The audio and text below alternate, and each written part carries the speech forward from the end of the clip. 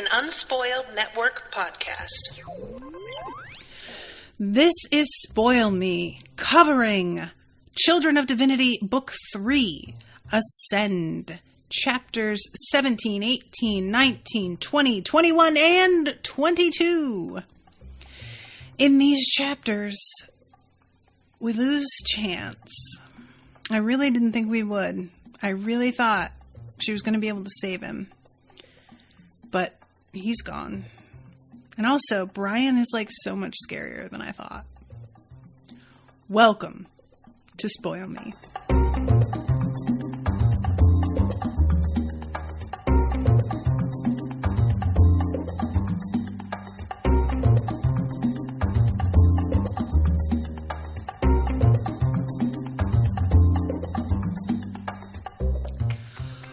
Welcome to the show, everyone. I am Natasha. Thank you very much to Heather for commissioning this episode. So, Heather, question about Brian. I am trying to figure out whether or not Brian's, teeth, his weird shark-like teeth, always look that way, or if it's just when he's decide to call upon them because he's in the midst of a fight. Because there is a scene in the final chapter of this section, obviously not the final chapter of the book, where he is out having dinner with Jordan, and it just struck me that they are out here having dinner like normal people when this man has pointed shark teeth, I think. And I was just sort of wondering, forgive me guys, my chair keeps sinking, so I'm having to lower my desk to account for it. This chair does not like to sustain a height that is workable for me. Are people just meant to be so used to the awakened by now that this doesn't faze them to see? At a restaurant, I would expect if somebody walked in with that crazy face that he's got with his eyes, that it would be drawing more attention than it seems to. And it also sort of influences, for my personal research, how hot I picture Brian being. Because I just don't see that he could be hot with those teeth. I feel like everything else I can get past, his weird black eyes and whatever. But once you factor shark's teeth into it, I just kind of, I think that's too far for me. I don't think I could get into that. So I just kind of want to know, for my own information, how consistent he is with looking that way. And that is, again, personal. So let's go to Chapter 8. I said chapter 17, 18. No. It starts with chapter 18 because 17 is the one that... Okay, I misspoke there. Sorry, guys. Heather says when he's just chilling with Jordan, his teeth are normal. Okay, see, now that's fantastic. See, this is what I'm saying. Thank you, Heather. I appreciate that on multiple levels. And thank your husband for me. for giving me that. So... All right. Chapter 18. They're trying to set up a trap for Aftermath with the hacker, but it's pretty clear Aftermath knows what the fuck is up. And there is a moment here where Viper is talking with Stryker, and he suggests maybe we should just shoot this motherfucker from where we are and get rid of him. And I wish that we got a better reason for not doing it, because it seems like what it is that she is more freaked out by her own sort of bloodlust than that there's a particularly good reason to not do it that way. I didn't feel like I understood the reasons behind choosing to take him in the way they do versus just taking him out from afar, when that would be just as effective. Like, granted, all of his other people would still be out here causing trouble, but without a leader, I don't see them being as, like, as dangerous in the grander sense, like the way that he is organizing these massive terrorist attacks, essentially. I don't feel like they would be doing that without him organizing it. And even so, with him out in the field, they managed to, like, take down most of his guys anyway. So I was just sort of like, well, why wouldn't you just do that? And then you can pick off the others now that they're kind of taken aback by the methods you've used. It says, like, because he says, just shoot the bastard, fuck him, he doesn't have any right to life after what he's done. Old Jordan would have agreed to both points. This new Jordan, she wasn't certain at all. And then it just, she doesn't, like I said, she doesn't really, like, give a reason. It just sort of, it goes down to the surge of adrenaline increased as she pictured that head vanishing in a red mist. I'm like a damned drunk just wanting one sip, one taste, blood instead of scotch. But then she makes, like, what she calls an excuse about trying it that way that isn't actually relevant, in my opinion, because she says if we follow him, he controls the battlefield entirely. But he's not even saying follow him. He's just saying shoot him here where he stands, I thought. So I got a little bit confused here because I just felt like if we're going to put it on the table, that could have been an option. I really do want a better explanation, because it seems like later on she uses stun instead of kill again and thinks about killing him and almost does.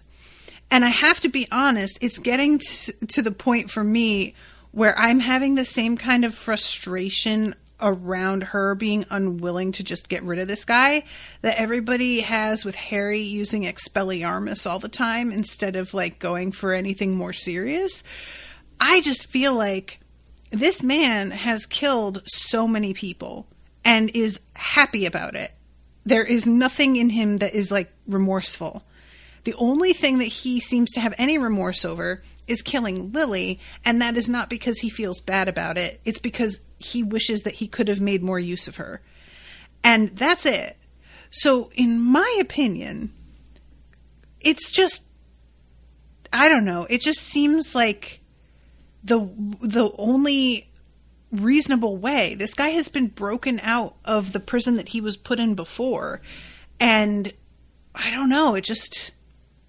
Oh, Heather says, I feel that by, quote, follow him, she means use his methods. But Jordan definitely has some blind spots, and this is another example of her arrogance of thinking she knows best. Okay, so if it's use his methods, he controls the battlefield entirely. I don't understand that, then. I feel like what she's trying to say is sort of like, well, if we descend to his level, then everything will be determined going forward by, like, the worst possible outcome, I guess. But I don't know, it just didn't feel like, it didn't feel supported by anything, and she acknowledges that it's not, to be fair, within the conversation. But Stryker is just kind of like, dude, let's just fucking do this. And she says, I'll go in alone and stun him point blank, be ready for his team to show. And Stryker says that's more like it. And I was like, is it more like it? Because you are advocating shooting this man from a very far distance, which is clearly not something that he would expect. It's very obvious. That is not something that Quaid is prepared for at all. And she is suggesting going in amongst them and stunning him. So saying that's more like it does not sound like it is more like it. That feels a lot riskier. And, like, they are aware that he knows they're coming for him. They know that this has to be some kind of trap, because there is no way that he hasn't sort of been able to tell from they're using the hacker as bait, kind of. And they're like, yeah, he isn't really dealing very well with this. He's clearly lying and sweating and making it very obvious that something is up.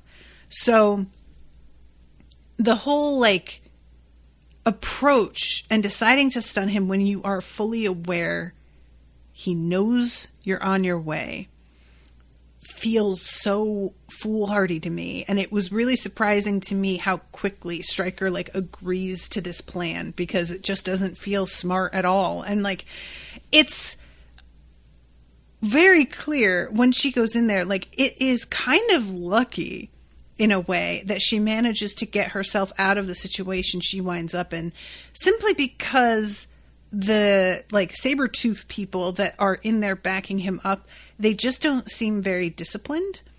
And if they had been of another type, she probably would not have been able to get away.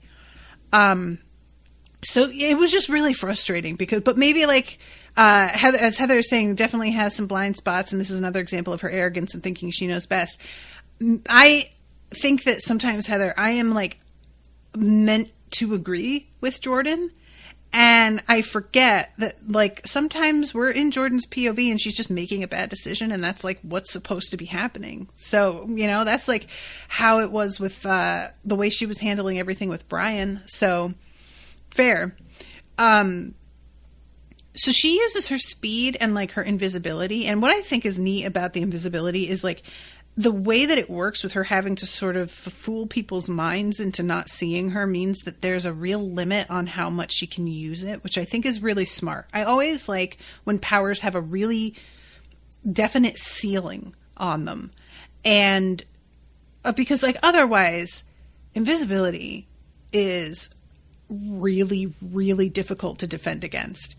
And especially when you've got the other skills that Jordan has. Even if you didn't have those skills, as somebody who could turn invisible, you could be very lethal. But with those skills, it would just like send her into overpowered so hard. And making it that she can't like sustain it amongst a crowd very easily is a really smart way to keep her from being able to just like fall back on that as a means of getting out of anything. And she comes in at her like high speed, darts past some people, and as she is coming in, she can tell, even though she's going at top speed, Aftermath is aware. He can see her. She can see his head turning toward her, and he is starting to like smile. And she attempts to use the stun. And it says, just as the bolt struck, a glowing yellow field of energy materialized and dissipated it. And Viper fired several more shots, which the field hungrily consumed. She could feel the control over her invisibility slipping from the number of minds nearby, as well as her physical exertion. And yeah, I thought that this moment of like, oh, he has a shield to keep these stuns from working on him. That is another thing that I feel they should have been able to predict, that after they have attempted to do this other times, use the same weapons, and he knows that they're not going for the kill, he is going to find a way to escape what they are trying to go for, which is the capture. And she notes in this moment, as people begin to like see that some shit is going on, how weird it is that a lot of people are not getting up and running out screaming. And she, for a moment, is kind of like, that's weird. And then it says, clothing tore as men and women's bodies grew too large to be contained. And I was reading this sitting next to Owen. He was playing Elden Ring. And when I got to that sentence, I went, oh, shit. Owen was like, what? And I was like, oh, there's a trap that like is like more of a trap than they thought it was going to be. And that was like all the context I gave. And he was like, oh. But yeah, these people are turning into giant, like saber-tooth metamorph people. But like I said, they're not really disciplined very well. So they get distracted easily, and they sort of like lose focus on keeping her down when other things are happening or when they're unsure of what's going on. And there are like, she gets grabbed and pinned, and the building begins to really shake, like violently, a few times. And all of these people are sort of like uncertain and looking around trying to figure out why and where this is coming from. I actually forgot to validate this, but is this Stryker? Is he the reason that the building is like shaking this way, or is it from somebody else? Well, I guess Stryker and Roughshod would probably be like both the reason. But I had sort of thought while the scene was happening that he was bombing places outside, that maybe this was like a distraction so that they could attack somebody else. But okay, so Heather says it's a combo. Okay, cool. So it is the two of them. And he does the whole fucking like, I'm going to give you a speech thing. And this is the sort of thing that you have to really get a character like branded for me as somebody who would be this kind of extra in order for it to work. And I feel like it definitely has been done. Aftermath just is a showboat. He feels like somebody who, were he not gifted with superpowers, he would definitely be like a Joe Rogan type with a fucking podcast where he just talks about shit like he is the authority, and would have this like weird devoted following, and it would just be like a whole thing. Like, he loves the sound of his own voice 100%. So yeah, he says, my employer wants you dead, but you and I know that there are many forms of death, some less final than others, which is interesting. Like, what does he mean by that? Is he thinking about like the sort of, what's the word I want, like pheromone enslavement? Or because he keeps like saying that he thought he could talk her over to his side, but then eventually as they're fighting later, he says, okay, I'm beginning to realize that there is no way for me to get you to see from my point of view. So I don't know, but he was put in like a sort of cryostasis. I don't know if that's what he means. But he says that she would be like an honored prisoner, and she says a trophy. And he's like, yes, precisely. And she mentions that it's interesting that he chose cats instead of sharks.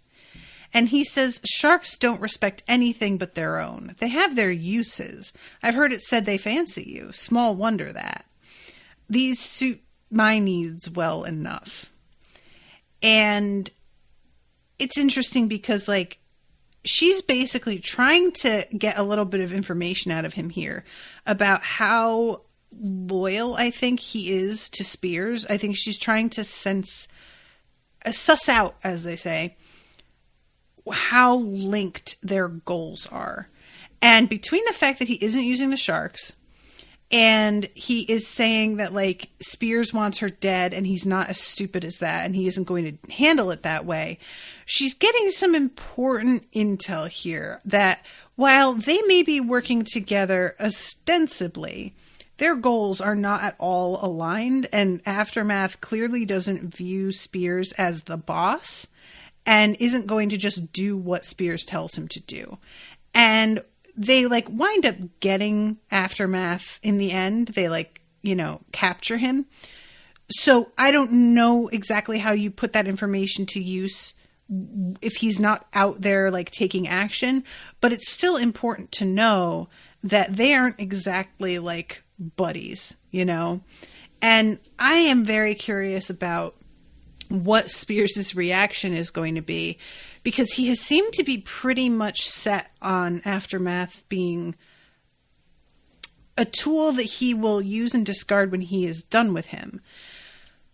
But he has a use for him still. And finding out that Aftermath has been taken, I really don't know how he's going to react to that.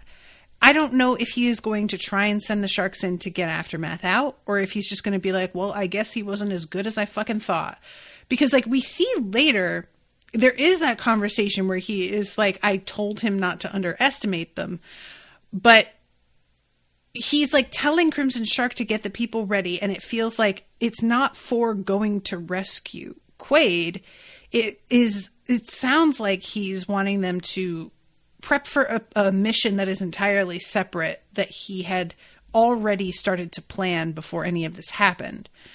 So yeah, I don't know. So okay. We then have this moment where Ethan talks about Ethan's Project Judas. And I like the Viper's just like, really? Judas? Come on, man. This guy has no imagination. And Aftermath is like, yeah, it wasn't the best name. What can you do? And this is when Aftermath tries to be like, you're over here trying to act like you're going to be a role model to people. You're a fucking, like, weapon, dude. I don't know why you're acting like you can model behaviors for other people, but you need to remember who you are, why you were made to do what you do. Just seize your power. And this is the moment where there is a huge shock to the building. All of the saber-toothed people are like looking around. They have kind of lost focus on her completely. And this is when she decides that she is going to go in hard. And she manages to like trip them up and take them all out and get away from them enough so that she can use these like weird weapons. It's these balls that she throws that have like green adhesive that kind of stretch out like nets and stick to them and to the floor and whatnot. And because they have fur, like that's going to be painful. Like it would still, I'm sure, be terrible like on skin. But this, it says, they rapidly engulfed her attackers, sticking to fur, the floor, and walls, causing the creatures to hiss and yowl in shock. Chaos erupted as the half-ton humanoids struggled to get free, and in their panic they slashed and bit one another, drawing blood and angry snarls. Sucks to suck. And she turns around to like start firing on Aftermath again. And that bitch has just gotten the fuck out. He saw the writing on the wall and was like, peace. So she handles the last couple of them that are in this building, but they are not the only ones. And she gets out of there and tells her sister, Widow, Viper, spin your web. And then we go to chapter 19. And it's Stryker and Roughshod. And Stryker, while he's doing a whole like, oh, you fucking punch like a little bitch, in his head, Stryker's like, that hurt. I haven't like hurt in a minute. I forgot about this. Which that does seem to be like, when I stop and think about it, if you are always the one who is the biggest and the strongest, that feels like a good thing in the moment, but yeah, I guess it would be kind of a problem, wouldn't it? To like start being, to never have enough of a challenge that you remember your own weaknesses and what it is like to like fight while you're injured and in pain, because you don't get injured or suffer pain often enough. And he's just like really not used to being in pain, and he's also like the smaller one out of the two of them, and he's watching Roughshod basically go airborne and come like plummeting toward him through the air. And it says Stryker saw Raptor streaking down from the side. He leapt up and caught the man's hands, giving Roughshod only air to run over. The metal giant tried to stop himself, but ended up stumbling gracelessly, his shoulder clipping the side of a parked bus. And he bends the axle and fucks up the metal, and then just winds up like kind of rolling and face planting. And honestly, that sounded very embarrassing for him. Sorry, Roughshod, but that's rough. Get it?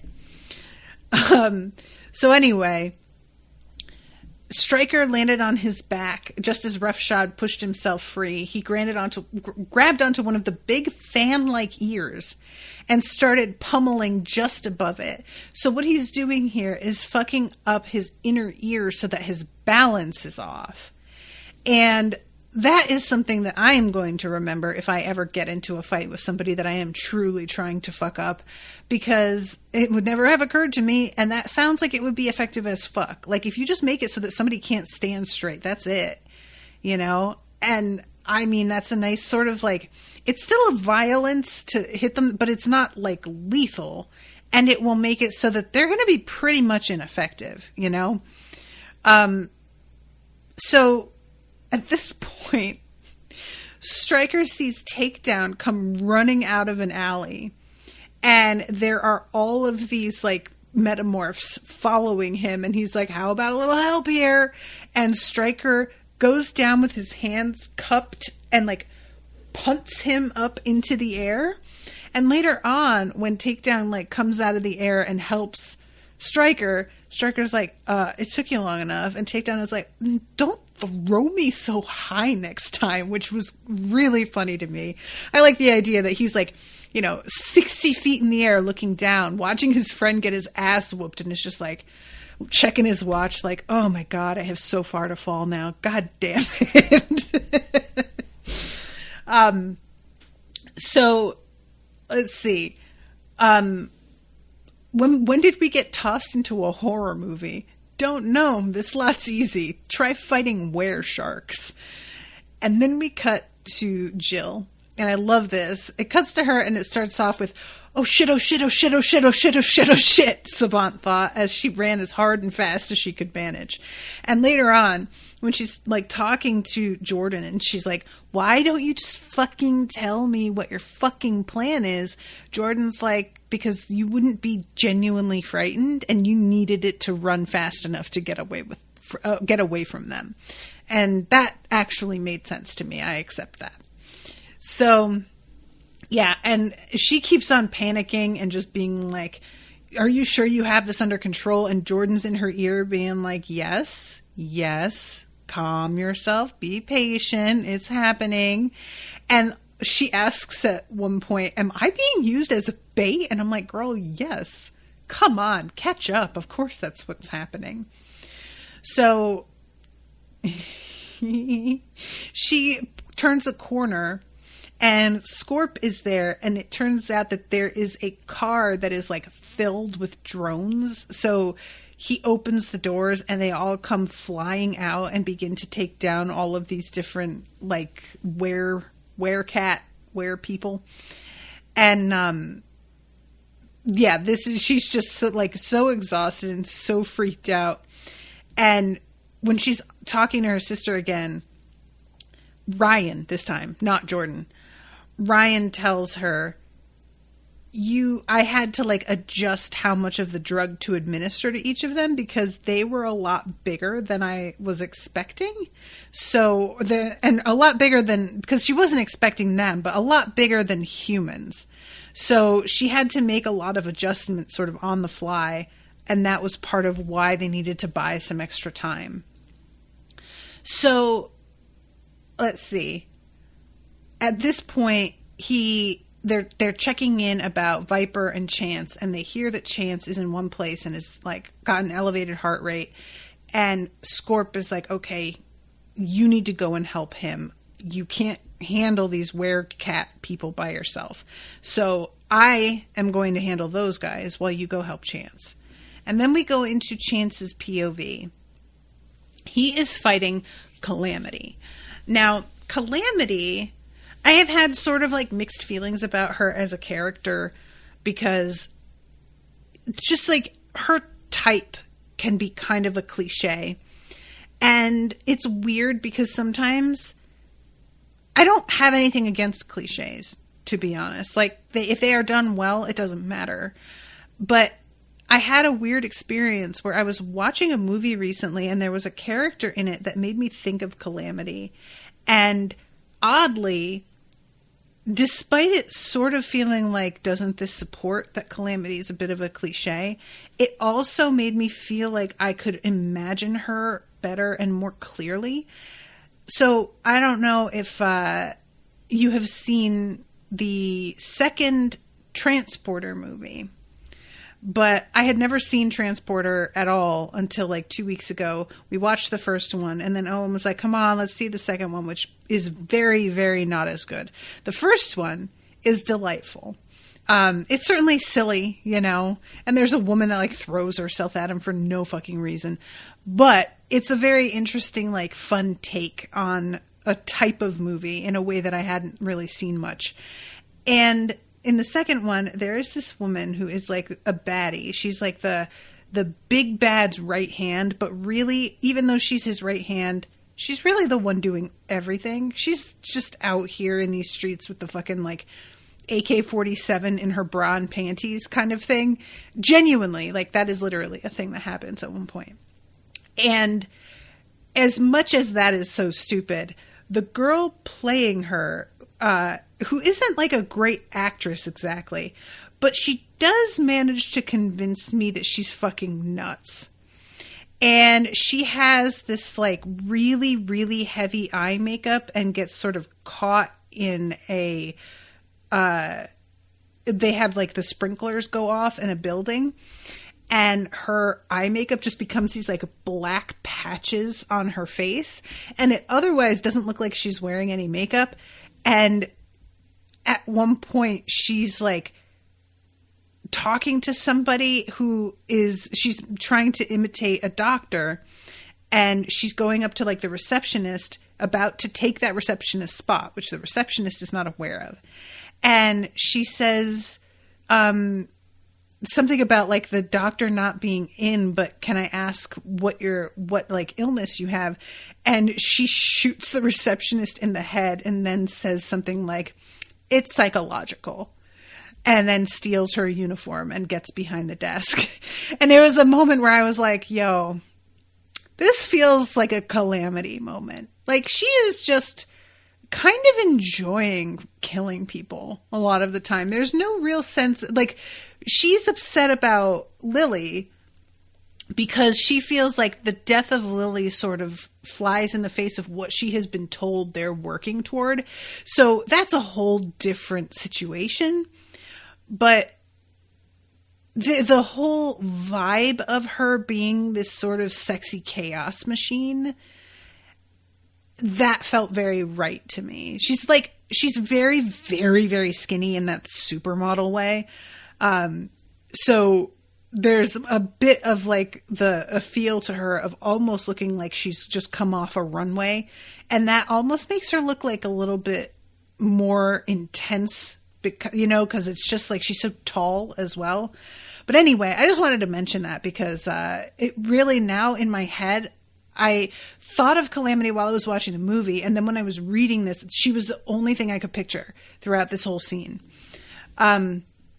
So yeah, they're fighting, and this is a really fun bit because she has the like bad luck juju and Chance has the good luck juju, and so their shit is sort of fighting against one another in a way that it's really hard to know who's going to come out on top, because it's all kind of feels like random and arbitrary. And so we have like a couple of moments where something like collapses onto Chance in a way that it maybe shouldn't have, and then she like slips on something and like misses a shot in a way that she shouldn't have, which is lucky for him. There's all kinds of moments of like sudden escape or sudden problems that are clear evidence of their abilities kind of coming into play here, because neither of them gets to control what they're affecting. They just enjoy the benefit of what they're affecting, but the control is not something that they have. They have no ability of utilizing it more in this direction or that direction, or this moment versus that moment. It is just going to do what it's going to do, and they have to hope theirs is stronger than the others. And Chance has a couple of moments where they're sort of like, you know, getting into each other's face, and he says something about how she's subordinate to Quaid, which she does not like. He clearly like really hits a nerve there. And then we have him getting snuck up on by Aftermath, who like melts the fucking asphalt where he had just been standing. And the only thing that keeps him from getting really like ripped by Aftermath is Viper jumping in and distracting him. So he sees Calamity running and he takes off after her. And for a minute after he like tackles her, he's thinking, oh, okay, I think that's it. I think I've got her. But then she elbows him in the face and he's like, God damn it. Okay. And he doesn't like fighting a woman. He says this a couple times. Like, he just doesn't like this very much. And she, for her part, is like, I don't get why you're not on our side. What the fuck? You're awakened. And I really enjoyed this. She kind of like tries this sort of vibe. And he calls her out and is like, I'm not going to like be so lustful that I lose track of what I'm doing. So I don't think you should bother with that because it's not going to work. And he tells her, last chance, surrender, and I'll make sure you're given a fair trial. And she turns slowly and says, promise? And I was like, Chance, what are you doing? Like, honestly, look, I don't want Chance to die. Don't get me wrong. I like this guy. But there does come a point where if you are going to fall for some obvious shit, I think the fact that you died is sort of your fault. So he walks toward her when she says promise. And he's like, yeah, I promise. And I'm like, oh my God, dude. Oh my God. You are walking. Like, she isn't subdued yet. What do you... And he just got done saying, like, you're not going to fool me with your wiles. And I'm like, okay, you got the wrong wiles, though. You thought she was going to use feminine wiles. And what she's trying to use is, like, mercy wiles. Like, you know. Anyway. So she jumps at him and traps his arm behind him. And then it says a blossom of pain unfolded in his right side as Calamity threw her weight into him, her face so close Chance could taste the coffee on her breath. Never make a lady a promise you can't keep. And he feels this cold penetrating his body, and it's like this horrific pain, and he is screaming. And what we find out it is, based on Jill's perspective, because she comes running toward him, is like ice cold compressed air that is being injected into his body. And that is wild. Like, that is a kind of weapon that sounds vicious. It really sounds like, I mean... that the pain of something like that, because you're feeling your cells like seize up and die before your brain is killed. So you're processing the pain of it all as it's happening. That sucks. Heather in the chat says it's a shark stick. Is that something that we've seen used before? Or is that a real thing that exists in the world? I never heard, I don't feel like I remember them mentioning that, but I may have just lost track. So yeah, this is when Jill is coming, like she's coming to his rescue, but she cannot run fast enough to get there. She's watching this happen. And because she can see the details of like people's bodies and what's going on within them, it is very clear pretty quickly that this is a fatal attack, and that it is spreading faster than she's going to be able to get to him. And it's like an awful moment. Heather says it's a real thing. Google Powerhead. Huh. Well, that is horrifying. That sounds like, yeah, that sounds awful, and I hate it. So... She knew what the freezing, compressed air was doing to his insides, but she couldn't look. She was terrified. This was Lily all over again, and just like before, she was helpless.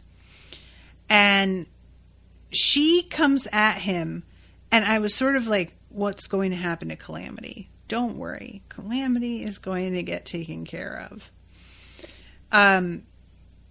So she grabs onto him and starts using her ability to heal him. But the thing is, he is so far gone. The damage is so extensive that the kind of healing she needs to do is beyond what she's capable of. It might be something that she could become capable of. I don't know how much that's like under her power. But at the moment, it is more, and she begins to bleed from her eyes and from her ears, and isn't even like aware that she's bleeding. She's aware she's in pain and feels the impact of what she's doing in all the corresponding body parts to his that she's trying to heal. But she hears Jordan's voice in her head, and it's funny because Jordan later hears her voice, Jill's voice, in her head when she's about to kill Aftermath. It's sort of an interesting thing because Jordan hears Jill's voice. I can't help but wonder how Jill would really have reacted after what's going on here and what happened with Lily. I don't know. I kind of feel like Jill might have been like, pull that fucking trigger right now, you know? But she tries so hard and it's just not within her power. Gloves brushed Jill's cheeks, startling her. She felt the raised textured grips against her skin that felt so hot. It was raining still, though. Why was she so warm? The heat reminded her of a vacation she had taken in Spain. She opened her eyes and she saw Chance's pale face staring up at her. He was smiling, and she didn't know why. Hold on. It was hard to speak. Her throat hurt so badly, though only half as much as her head. Jill, you did good, love. You did good, Chance croaked. His hand dropped away from her face and splashed into a puddle next to them. The water was half red, the blood swirling as it slowly crept across the water's rippling surface. The aura around Chance flickered several times and then vanished as if a switch had been flipped. So it's awful because, like, I know that he told her you did good because he is fully aware she is going to blame herself for his death. And he is desperately trying to, like, assure her that his dying is not going to be her fault. And she isn't trying to hear that. This results in a change in her that Jordan mentions later, that she feels is like aging her sister 10 years. And it's interesting because, like, Lily was one thing, but it felt like she was kept from helping Lily by other people. This was her own limitations keeping her from helping Chance, and that's a different thing. And it hits her really, really hard. So this is when we go to Calamity. And she spots Jill, like, draped over Chance's body, and she looks like she may be dead as well. And there's a moment Calamity's looking at Chance and is just like, damn, he was fine as hell. This is a waste. And I was like, God damn it, Calamity, with your fucking priorities. So she is brushing back the hair on Jill's face in this moment that could have been really bad because they would have gotten Jill. They could have just, like, scooped her up and taken her away from here. And she says, you got lucky, kiddo. I'll make certain you live through this. And all of a sudden, here's Brian saying, who's going to make certain you live? And she turns around and there is this man in only black sweats, which tip to Heather's husband. If you want to, like, take this to the next level, make it gray sweats. That's a thing. There's a lot of face groups dedicated to fine men in gray sweatpants. It's just a thing that is, there's science to back it up. He was almost 7 feet of lean muscle and handsome to boot. Normally, she would have been turned on by such a fine display of man flesh, but there was something about the unblinking black eyes that made her skin crawl. Yeah. And she says, "Who the fuck are you?" And he says, "Death." And part of me was like, Brian, calm it the fuck down. Death. Shut up. But also, if I'm gonna have you turn it to 11 for anybody, this bitch right now is like the only one I feel like it would really work on, you know? So she's like, finally puts it together because he looks familiar. And then she's like, "Oh, wait, you're Jordan's husband." And she says, "You don't have to like attack us. We know that you're Spears' project. So obviously if you're working for him, he sent you to help us." And as she's saying it, Calamity is like, "Oh, that doesn't sound right, actually. I don't think that's what's going on here." And Brian is like, "Yeah, no, that's not it at all." And he points to Chance and says, "He was my friend." And points to Jill and says, "She's my sister. You're nothing to me." And she turns and runs, and she tries to tell Aftermath that she needs backup. And she doesn't get a response. She looks over her shoulder, and Brian isn't there. And she's like, "I can't have lost him. Something's up." And then he drops from a building, and her like power makes it so that he doesn't land on her the way that he was intending. He comes at her, and this is just so, he slams into her, his fingers close around her neck, and okay, here it is. It says his serrated teeth growing before her eyes. Okay, I think I took that as like a metaphor. I didn't realize that it was a genuine, like, his serrated teeth. Because, like, earlier, he smiles, and she notes that his teeth are serrated. So I think I thought that this was just that they look bigger, or even are getting bigger, but that they're always serrated like that. And she says, "No, please." "No? Did Chance beg you? Your fear, it stinks of weakness."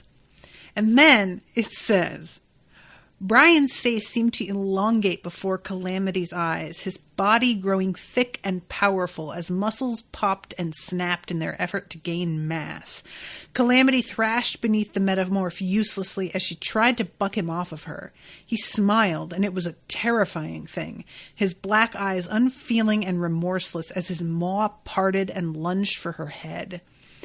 I was reading this again, sitting next to Owen playing Elden Ring, and I just went, "Oh, fuck, that's fucked up." I really thought we were about to have Brian bite her head off. Genuinely thought they're going to stumble across Brian with blood around his mouth and her headless body, and they are going to be like, "Brian, dude, what the fuck?" Thankfully, it appears that he was stopped before he got a chance to just eat her. But the fact that he was gonna? Brian, later on, he's talking to Jordan, and he's like, "I don't get why I'm not part of the team." They don't eat people, Brian. That's why you're not part of the team. I'm sorry. I know that you don't have a lot of control over this right now, but that's also part of the reason. You are a cannibal, and they're not, and they feel uncomfortable about that. I am not mad at them for that. This just like, oof, I do not care for it. The idea, and it reminded me a little bit of, in Dresden Files, there's these creatures called ghouls, and they can like unhinge their jaws so that they can eat like whole body parts, like an entire leg at a time. And that was what this like was making me think of right here, was that Brian is a ghoul. So then we go back to Viper. And she is still going up against Quaid, and he is still doing his whole like monologue thing. And Jordan finally is like, all right, I'm just going to have to do a fucking quip because this guy likes it. And if I want to buy myself some time, I'm going to have to reduce myself to a quip. So she goes in with a few of them to sort of like distract him. And we get a moment where he is attempting to distract her by like getting her to stop and listen to Jill's screams. So we're getting a bit of like a sense of the timing overlapping here. And this is when she's like getting some things ready in her hands. And he says, "You, Viper, have been found want." And then a whir of a dozen of Widow's drones filled the air, cutting Aftermath off mid-sentence. Their compressed air guns began to spit tranquilizing darts at the metavillain, which he countered by surrounding himself with a corona of flame and heat so intense the street beneath him melted almost instantly. So this is Widow coming to her rescue. Viper is like, again, continuing to try and like use these spheres that she's got between her fingers, and she throws them at him and they create this gas. And he's looking at it like, are you kidding? Gas? What are you doing? This isn't going to work. What is this? And she says it's a chemistry lesson. And she tosses one more. The chemicals in the last orb combined with the others his powers had rendered into gas and used his heat to combine their molecules.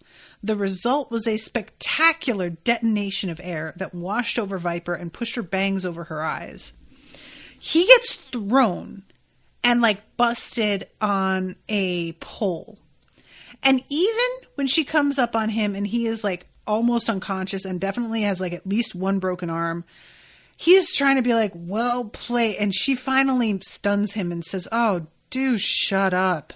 And honestly, if that isn't an entire vibe, look, I like quipping. I would definitely be like a quippy fighter if I were going to be in this position. But I would be quippy as a relief to the tension for fun. Whereas he is quippy just because he really thinks he's fucking clever. And he thinks that he's like doing something. And that is so much more tiresome. So she is correct to say this to him. And this is when she stops and struggles with whether or not to just shoot him in the fucking head. And finally manages to like zero in on the voice of Jill in her head saying, "If you do this, there is no going back." And she sheathes her weapon and gets him tied up in this like heat resistant wire that will take a few minutes for him to melt, apparently, if he wakes up and tries to get out of it. So then she like checks in and she hears that Chance is dead. They don't say anything about like her sister. So, because I had a moment where I was like, did Jill just like put herself into a coma or something? And Jill turns out to be okay. But, this moment is another kind of like, it spurs another second of her looking at him being like, I really should fucking shoot you. And she stops herself again, but it is like an extra moment of just, oh my fucking God, all the damage that you have inflicted. So she takes a moment and it says, part of her mind immediately began replaying the battle, at least the parts she had been aware of, to try to find a different outcome. She hated herself for it. And she keeps like thinking the same thing to herself that she knows her sister is thinking later, which is that she failed him. And I do appreciate that when she's talking to Brian later, she admits that there was really nothing she could have done. Everything that she did, if she were to go back in time, she'd have made the same plays again. And there is some freedom in that, knowing that like things didn't work out, but not because I made a bad choice or an uninformed choice or a misjudged choice. I did what I needed to do, and I can't control everything. And, you know, depending on the kind of person you are, that can make it worse or it can make you feel a little bit better. And I think it depends on my mood which one I would fall into. But so chapter 21 is his funeral. And it turns out Chance had like left orders that if he were to die, he wanted like his full name and everything released to the public. And for everybody to know like who he actually was and what he had done. So there's like talk on the news about his death and people honoring him. But of course there's also like arguments going on between pundits about the fucking implications of all of this. And Jordan is drinking some of Stryker's booze because why wouldn't you be? And observing the crowd, people chatting about Chance and telling stories. And she has, I said that she was talking to Brian when she said she wouldn't change anything. She wasn't. She was talking to Chance's brother, Tristan. My bad. But this is when she looks at Jill and is just like, my God, Jill has taken a beating from this one. And she says to Brian here, I thought she was ready for this and I was wrong. And Brian says, no, she thought she was ready for this. So did I. We were both wrong. And I liked that. Like, he basically is like, do you think she really would have just not participated if you told her no? Like, she's going to do what she wants to do. She is going to make decisions that you can't stop her from making. We also get some info here. Brian isn't drinking. He hasn't been like imbibing because he doesn't want to lose control of himself, which I do appreciate that like acknowledgement from him in a way that he is not managing this completely yet. And again, it's sort of funny because he keeps saying like, well, I want to be part of the team. And I'm like, dude, you can't even have a glass of booze because you don't know what could happen. You have to understand why. And he does, like, after they talk about it, he does get it. But it's really, like, funny that he can acknowledge himself in a way, his own weaknesses and the potential for something to go horribly wrong in a way that he doesn't even intend. But he can't understand other people being concerned about that happening, you know? So... yeah, they talk for a little bit and he sends her to go have a rest. And, there's a few moments of like her going, this isn't like my Brian. And then he'll do something and then she'll be like, that is my Brian. And she's really struggling with the differences in personality and movement. Like even when they're at dinner, he holds her hand, but he normally like strokes her hand with his thumb and he doesn't do that this time. And she really notices that not happening. And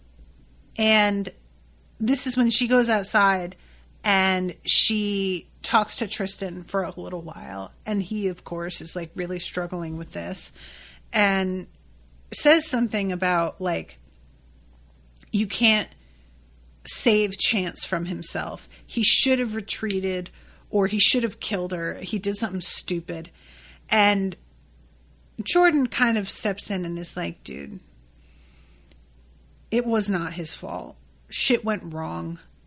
And kind of defends him a little bit. Personally, having seen what happened, I think that he did make a mistake. She says he died doing what his morals required of him. And like, you can be offering amnesty and not be completely letting your guard down the way that he did. But it doesn't matter. It really doesn't. So then we go to chapter 22, which starts off with the pundits. And it turns out that we're not like in the room with it. It's actually being watched on a television by Spears and Tretiak.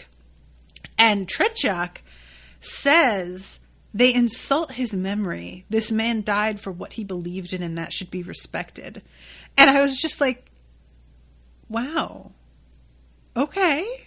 I just really I wasn't expecting that. And Spears is straight up like, what the fuck? How can you even care? And Trechek is like, respecting a capable enemy is not a bad thing. And they accomplished their fucking objective. So they are obviously extremely capable. And I can't help but praise them.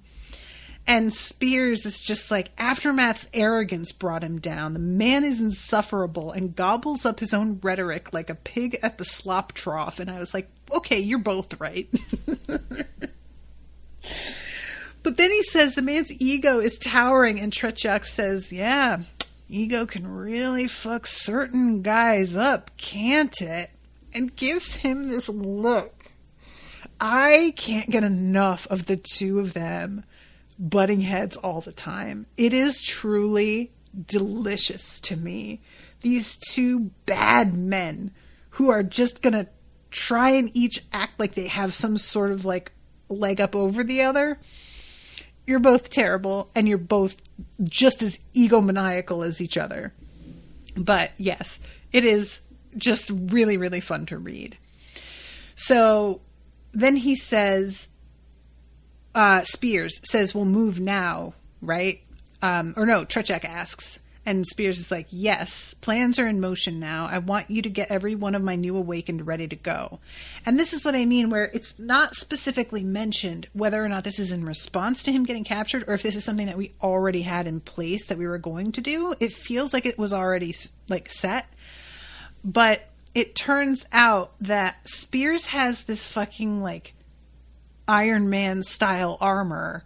And I say Iron Man, I don't know if he can fly in it, but it's definitely like a super mechanical, and I thought at first that it was going to be something that he was building multiples of to give to his superhumans. But when he is alone after Trechak leaves, it feels like he is reflecting on getting to wear it. And it's because it says he was somewhat tempted to just don his combat frame now. So this is just going to be his, I guess. And Jenna asks him, like, why don't you just attack them at their base? And he's like, because I want everybody to see what I did. I want them all to see that this, like, hero is nothing. And then we go to Jordan and Brian at dinner. And I pretty much like talked about most of this. I'm running out of time here, so I just want to make sure that I've like covered everything. But the conversation is essentially like a balance of her being honest with him while also constantly adjusting the way that she talks and moves because of his anger that's simmering below the surface all the time. And there was something about this that felt really triggering. Like, as somebody who lived with a father who had a rage that felt like it was just below the surface all the time, I was constantly managing my behavior to not set him off. And it wasn't like he was abusive exactly. It was that it felt like he could be at any moment. And there was one time where I didn't manage it and he broke a door down. So, and that was like the only time that he ever did anything like that. And he was really shameful afterward. But I knew that was there every second of my life. And this felt like that for me, of her having to constantly be aware of how ready to pop he always is, and managing his emotions in a way that women are actually like forced to do with men in life all the time. And it really hit very different in this scenario when they're out in public in a way that isn't as apparent when they're alone together, and he could go off because she is strong enough to withstand him. Like, he isn't, he is stronger than her, but if he were to lose it when they're like one-on-one at the base, that is a different scenario than him fucking going crazy here at a restaurant surrounded by fucking vanilla people. Plus, she notes that there are some folks at a table that have weapons on them, and she's pretty certain that they're like keeping an eye on the two of them. So yeah, this whole thing felt like really uncomfortable in a way that I feel I probably should have felt earlier, but I didn't because I am problematic. And it made it sink in for me just how much effort he is and how dangerous he is. And he seems aware of that. And he even says, like, I want to train so that I can make something good out of the fucking mistake I made. He admits it was a fuck up to do this. And she really appreciates that he is willing to say so, you know? But yeah, I really did like this scene just kind of put things into a different context that made it a lot less comfortable. So yeah, so then it ends with them being like, yeah, let's get a bunch of cheesecakes to bring back. And we get reminded that Jill can just eat 3 cheesecakes and be fine. And I'm super jealous of her, and I will never get over that. So I guess I just have to live with it. All right, guys. Thank you again so much for listening. Thank you, Heather, for commissioning this. Been really enjoying it. And until next time, toodaloo, motherfuckers.